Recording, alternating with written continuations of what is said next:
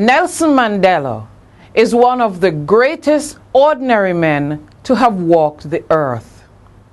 The world came to a collective stop for a moment with news of his death, and the trade war between Trinidad and Jamaica seemed too inconsequential to mention.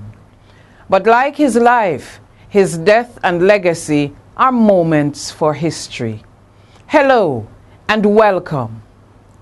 I came of age hearing about Nelson Mandela and the struggles of the black peoples in South Africa through the works of another Mandela, a stunningly beautiful black woman named Winnie Mandela, almost always with a raised fist of defiance, shouting, "Mandela."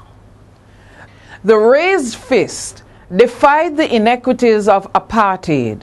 It was the symbol of the Black Power movement against racism in America. It's the symbol of defiance of the People's National Party against classism. South Africa's history is replete with anti-apartheid heroes, matched only by a system of wickedness which used death when defiance was not submissive. Thousands paid the ultimate price, and many were imprisoned. Lest we forget Governor Mbeki, father of Thabo Mbeki, who spent 24 years in prison. Oliver Tambo, whose Gold Award Order of Companion has already gone to our late former Prime Minister Michael Manley.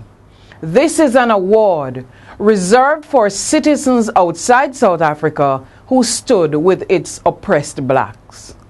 Lest we forget Joe Slovo, the Jewish freedom fighter, Walter and Albertine Sisulu, Chris Hani, Steve Biko, just to name a few.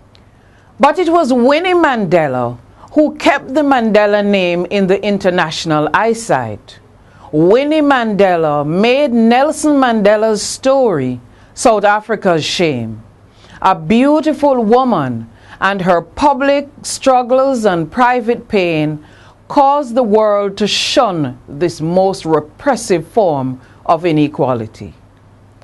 I believe Nelson Mandela's greatest gift to South Africa was his 27 years incarceration.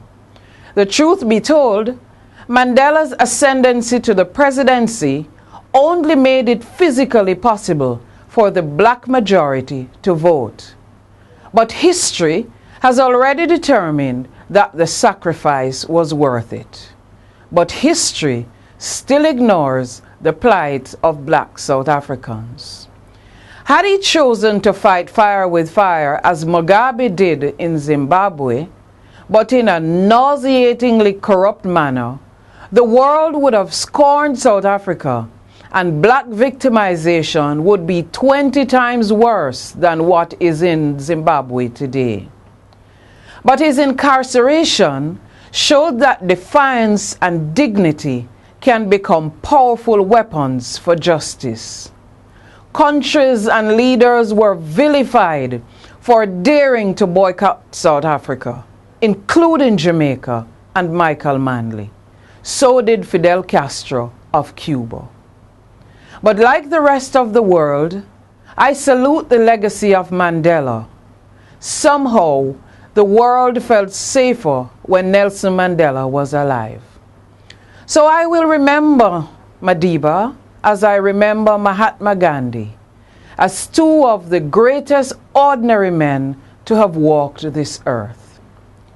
And as the ancestors receive his spirit, I say, Aluta continua, the struggle continues. Walk good, Madiba. Kulala Vizuri. Mandela. Mandela.